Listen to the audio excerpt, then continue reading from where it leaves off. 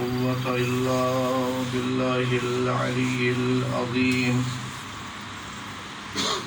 حسبنا الله ونعم الوكيل، نعم المولى ونعم النصير. أعوذ بالله من الشيطان اللعين الرجيم. بسم الله الرحمن الرحيم.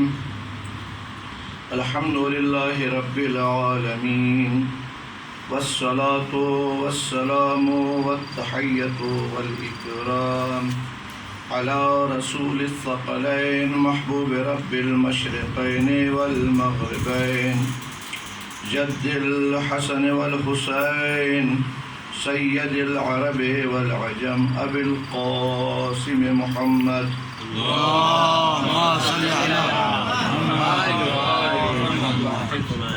وآله الطيبين الأطهرين الأكرمين الأنجبين، واللعن الدائم على أعدائهم أجمعين.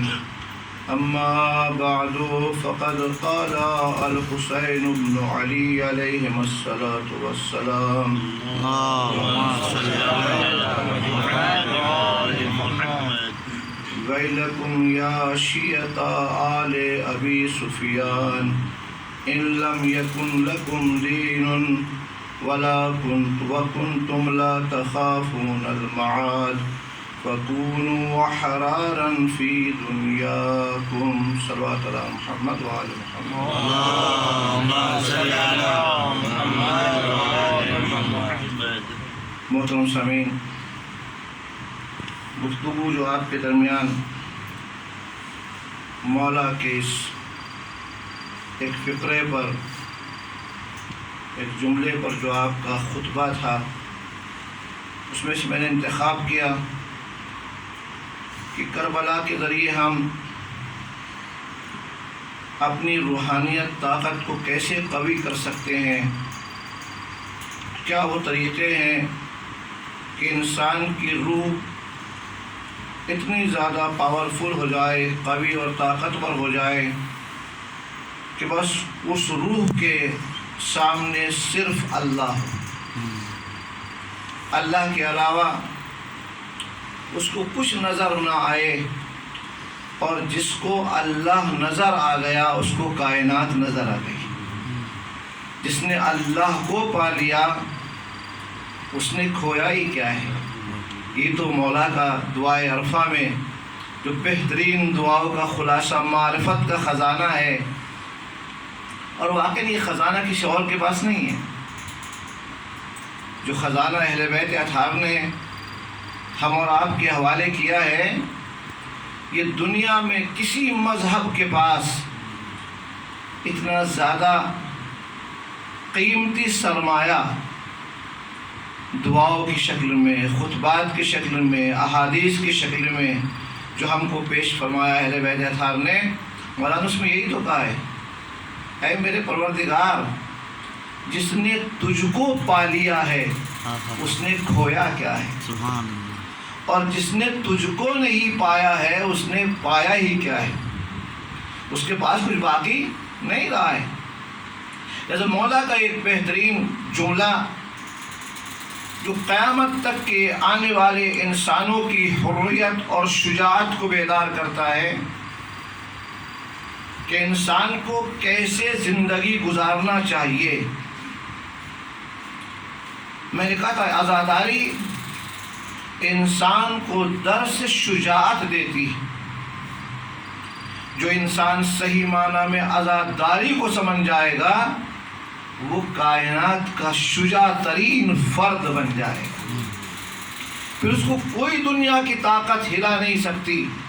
میں نے کل آپ کے سامنے عرض کیا تھا کہ جب ساری دنیا کی طاقتیں ایک طرف سمٹ کر جمع ہو جائیں، وہاں حسین پیغام شجاعت دیتے ہیں، کربلا پیغام شجاعت دیتی ہے. یہ مجلسوں میں آ جانا، انسان اپنے آرام کو چھوڑ کر، اپنے گھروں کو چھوڑ کر، خصوصاً یہ جو زمانہ ہے نا، ہر طرف سے لوگ فون کر کے پوچھتے ہیں تنزانیہ میں ایسا کون سا مومن رہتا ہے کہ جہاں پر اللہ کا یہ عذاب، یہ بلا، یہ مصیبت نہیں ہے؟ کوئی جواب نہیں، بس صرف یہی کہہ کے دل کو بہلاتے ہیں کہ یہ عطائے پروردگار ہے، مادر حسین کی دعا ہے۔ میرے عزیزو، اس لیے کہ ہم عزا کے بغیر زندہ نہیں رہ سکتے۔ عزاداری کی مثال بالکل جو ہمارے بزرگان نے دی ہے، بہترین مثال دی ہے۔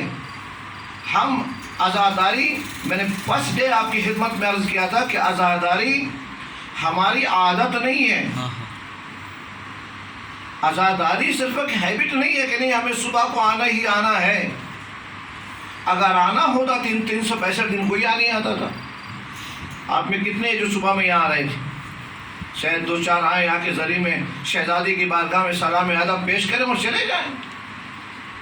لیکن کون سی شے ہے جو آپ کو بستروں سے کھینچ کر یہاں لے کے آئی ہے؟ تو ایک بہت بزرگوں نے ایک جملہ ارشاد فرمایا، عزاداری ہماری زندگی ہے، عزاداری ہماری حیات ہے، عزاداری دین کی ضرورت ہے۔ میں نے کہا عزاداری دین کی ضرورت ہے۔ انہوں نے کہا جس طرح سے، بہت پیارا جملہ ہے بزرگان کا، جس طرح سے اگر مچھلی کو پانی سے باہر نکال لیا جائے تو مچھلی کی زندگی چند لمحوں کے علاوہ کچھ نہیں ہے۔ وہ مچھلی جو دریاؤں میں بادشاہت کی طرح یہاں سے وہاں جاتی ہے، جہاں سے جہاں اس کو پہنچنا کوئی روکنے والا نہیں ہے، اپنی زندگی کا ثبوت پانی میں رہ کے دے رہی ہے۔ ذرا چند لمحوں کے لیے باہر تو نکالیے۔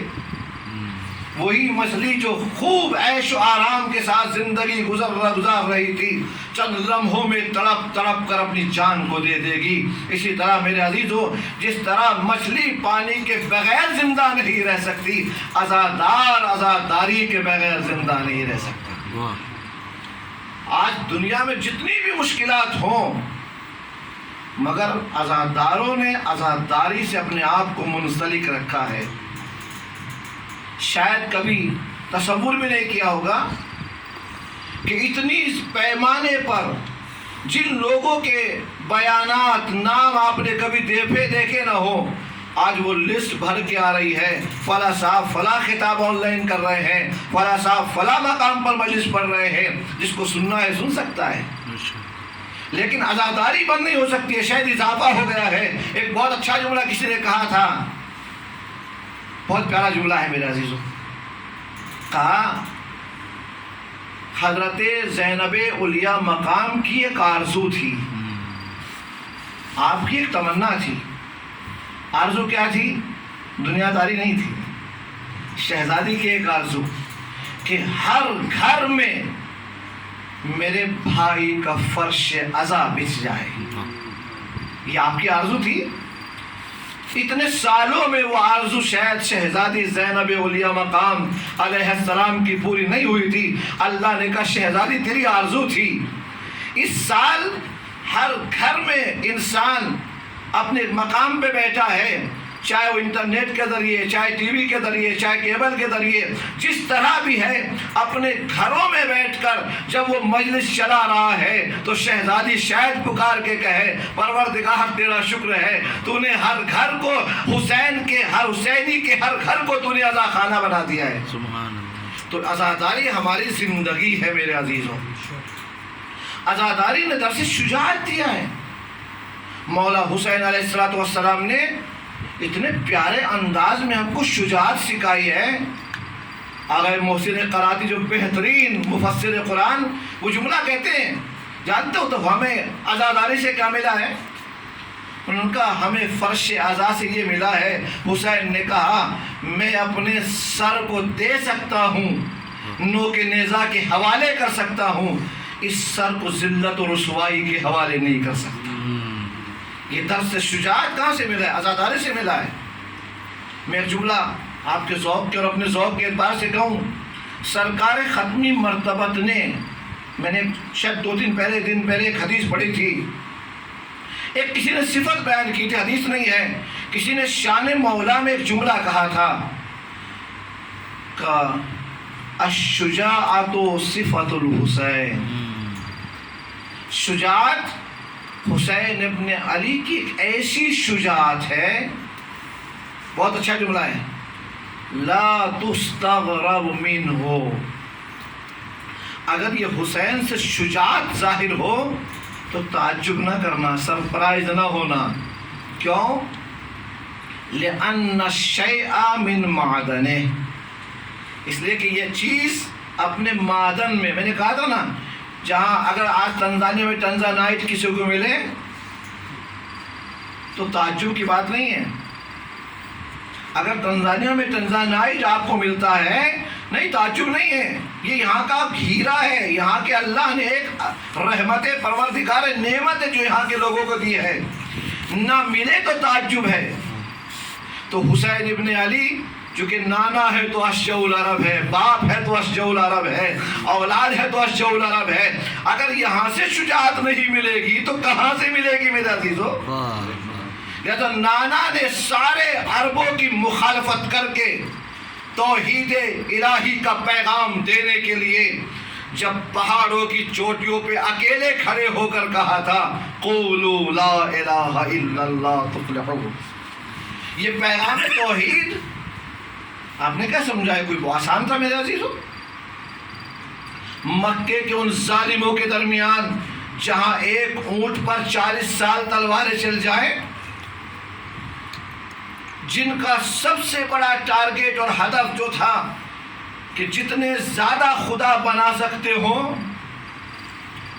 وہ نا 360 خدا تھے، نہیں 360 نہیں، یہ خالی میرے عزیزوں 360 تو کعبے کے اندر رکھے تھے، وہ تو کعبے میں تھے نا.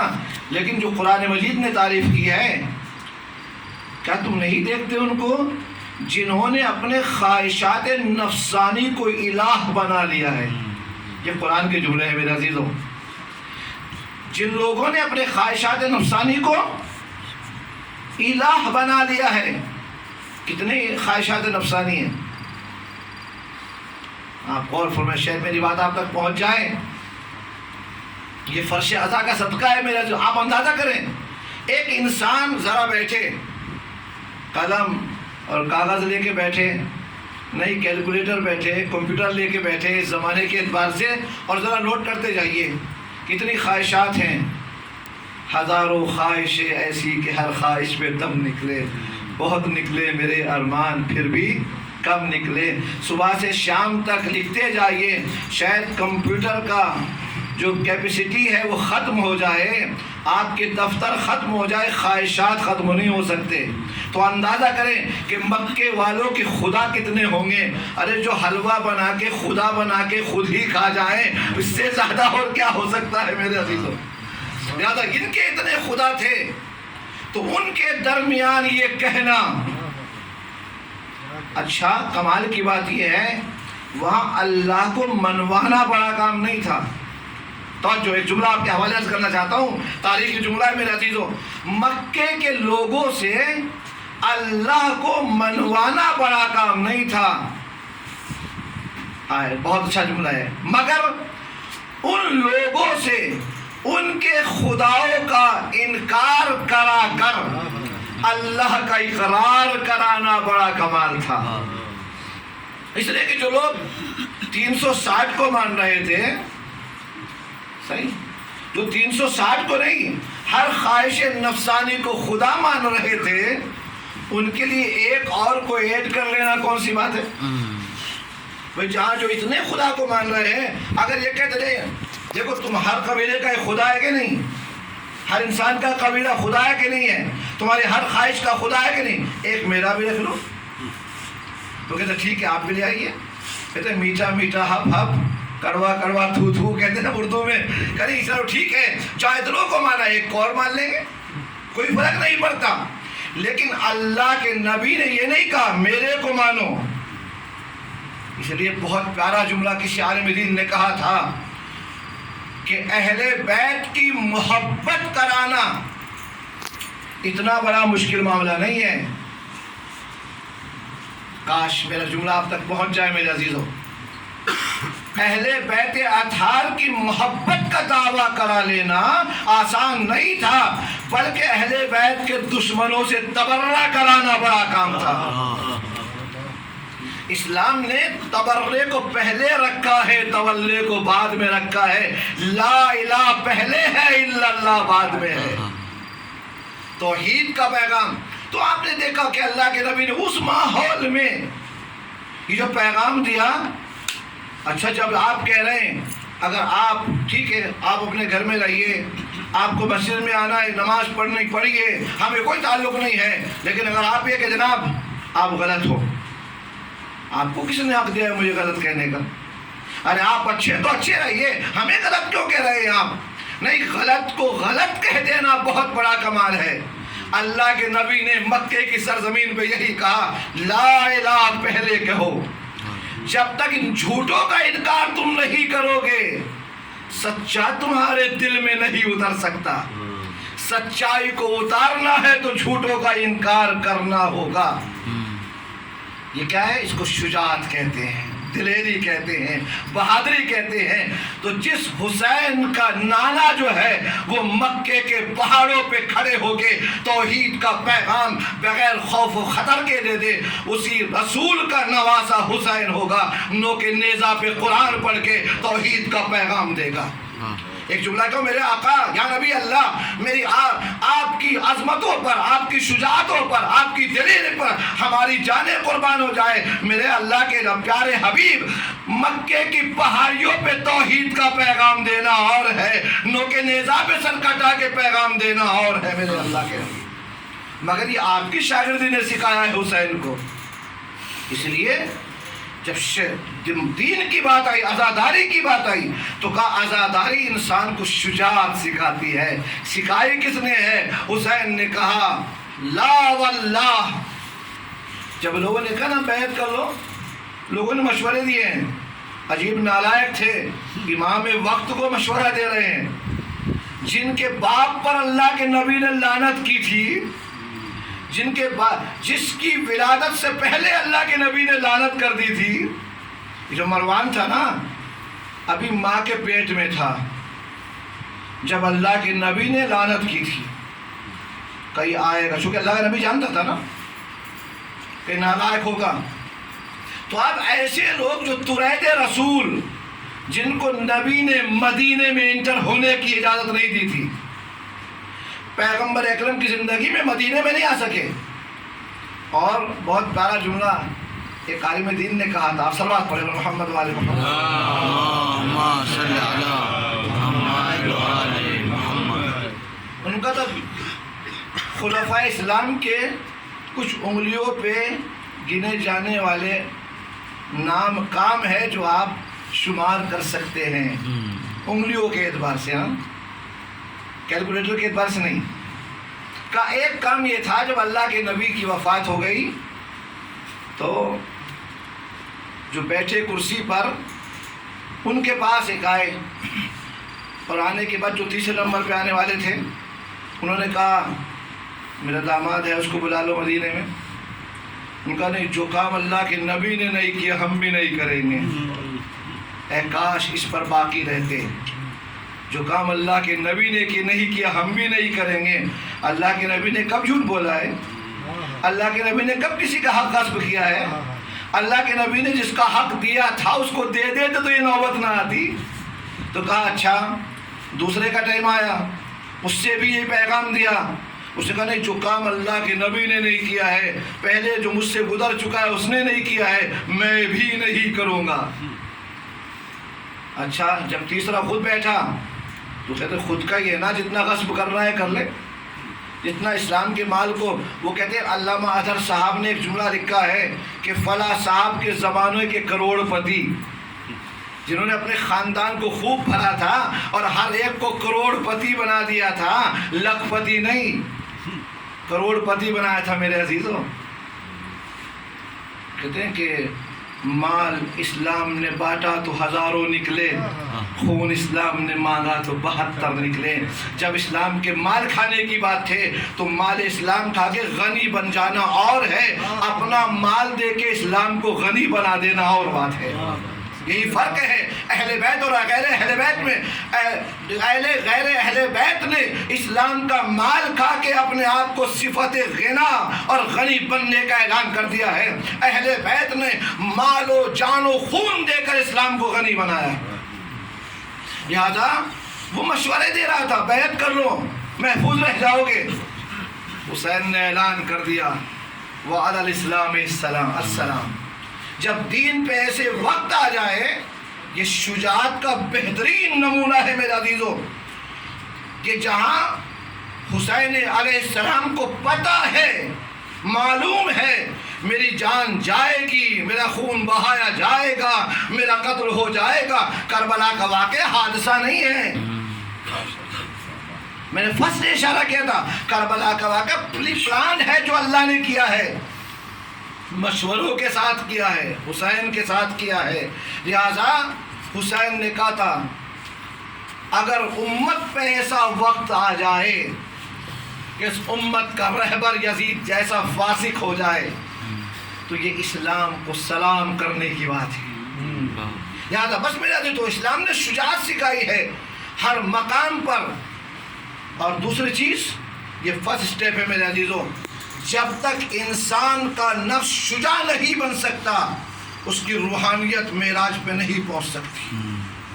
اگر اپنی روحانیت کو، اپنی اسپرچولیٹی کو پاورفل بنانا ہے تو آپ کو اپنے اندر شجاعت پیدا کرنی ہوگی. جب شجاع بن جاؤ گے تب حق بیانی کی طاقت ملے گی. اگر شجاع نہیں ہوگے، دلیر نہیں ہوگے تو حق کو حق نہیں کہہ سکتے، باطل کو باطل نہیں کہہ سکتے. لہذا مولا نے کہا، جب انہوں نے کہا بیعت کر لو تو مولا نے ایک جملہ کہا میرے عزیز، واللہ خدا کی قسم لا اوتیہم یدی اعطاء الذلیل ولا اقر اقرار العبید. مولا نے کہا میں اپنے ہاتھ کو ذلت کے حوالے نہیں کر سکتا، میں اپنی زندگی کو غلاموں کی زندگی نہیں بنا سکتا. حسین غلاموں کو آزاد کرنے کے لیے آئے ہیں، غلام بننے کے لیے نہیں آئے.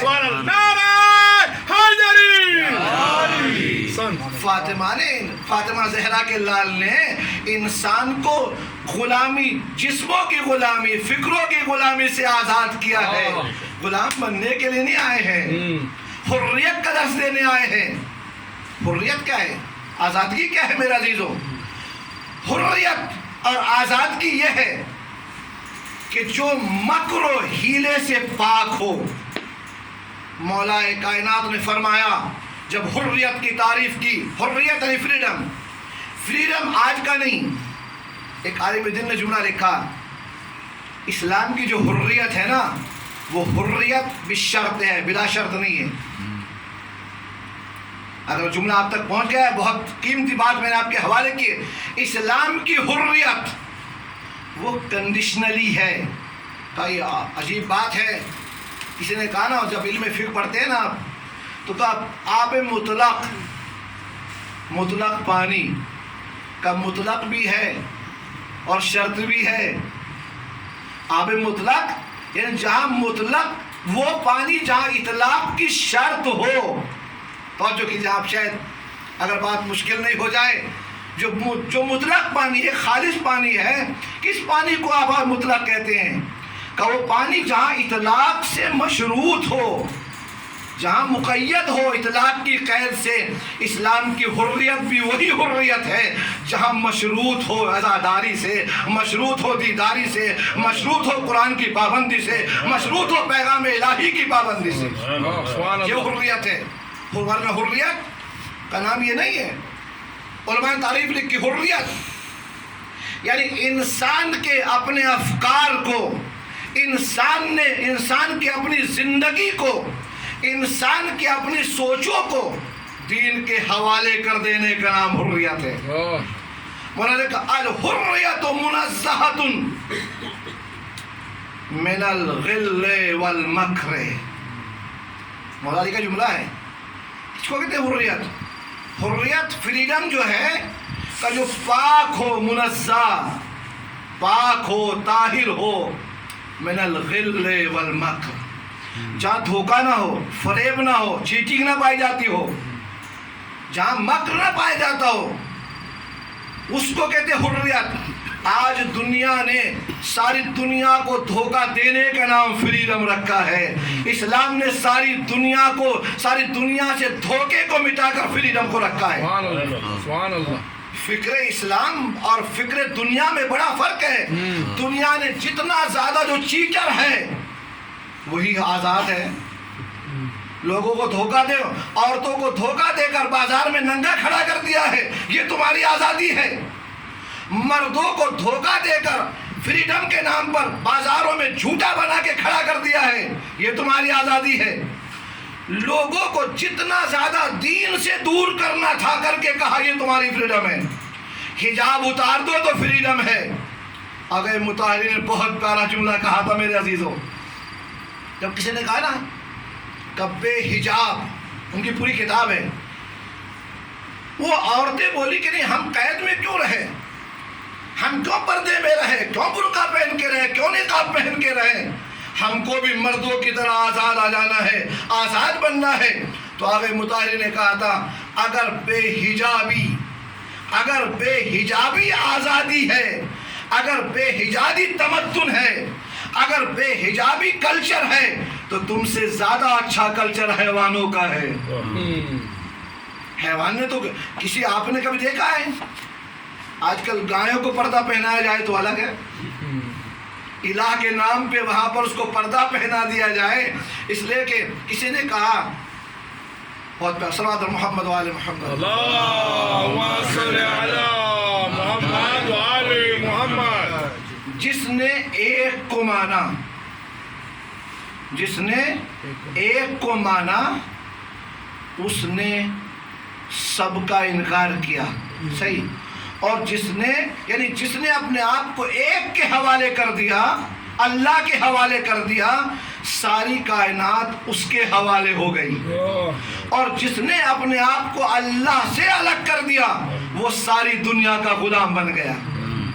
حریت اپنے آپ کو اللہ کے حوالے، یعنی یہ جو حریت ہے، جو فریڈم ہے، مشروط ہے کہ اپنے افکار کو، اپنی سوچوں کو دین کے حوالے کر دینے کا نام آزادی ہے۔ لہذا اللہ نے کہا اگر بے حجابی ہی دین ہے، بے حجابی ہی تمدن ہے، بے حجابی ہی شعور ہے، تو جتنے حیوان ہیں وہ تم سے زیادہ بشعور ہے۔ تم نے تو کچھ پہنا بھی ہے، انہیں تو وہ بھی نہیں پہنا۔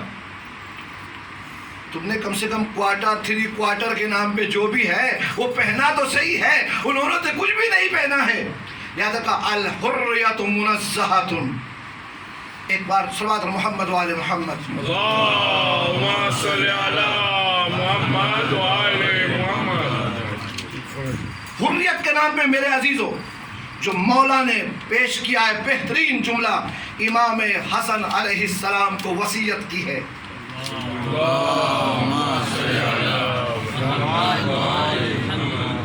آپ نے فرمایا لا تکن عبد غیرک وقد جعلک اللہ حرا۔ اے میرے لال، اے میرے فرزند عزیز، اپنے آپ کو دوسروں کی غلامی میں نہ دو، اپنے آپ کو دوسروں کا غلام نہ بنانا۔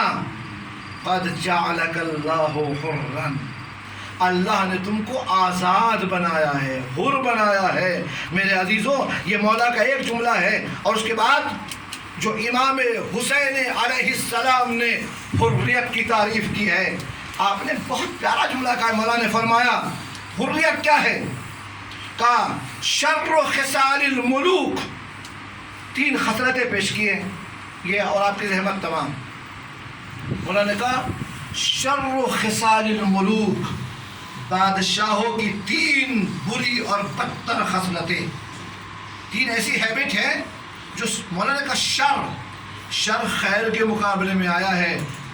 جس نے خیر العمل کو مانا ہے وہی خیر پر ہے، اس کے علاوہ سب شر پر ہے۔ میرے عزیزوں جو اس خیر کو نہیں مان سکتا وہ غدیر کو نہیں مان سکتا، جو غدیر کو نہیں مان سکتا وہ رسول کو نہیں مان سکتا، جو رسول کو نہیں مان سکتا وہ رسول خدا کو نہیں مان سکتا۔ لہذا آپ نے کہا پہلی چیز الجبن من الاعداء، بادشاہوں کی سب سے بڑی بدزنی اور بدتر صفت کہ ان کے اندر جبن پایا جاتا ہے، خوف پایا جاتا ہے، بزدلی پائی جاتی ہے، ڈر پایا جاتا ہے۔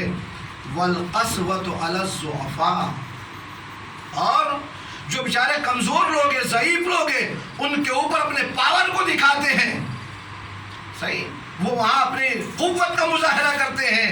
وَالْبُخْلُ عِنْدَ الْعِطَاءِ، اور جہاں دینے کی بات آتی ہے، کل مولانا صاحب نے بہت پیارا جملہ کہا، بہت اچھی اردو کا لطیف جملہ تھا، اگر آپ سمجھ جاتے تھے میرے عزیزو، پتہ نہیں ہے کہ آپ زیادہ انگلش جانتے ہیں، اگر وہ اردو کا جملہ سمجھے ہیں کہ جیب اور زبان، جیب اور جیب، بہت پیارا جملہ تھا میرے عزیزو۔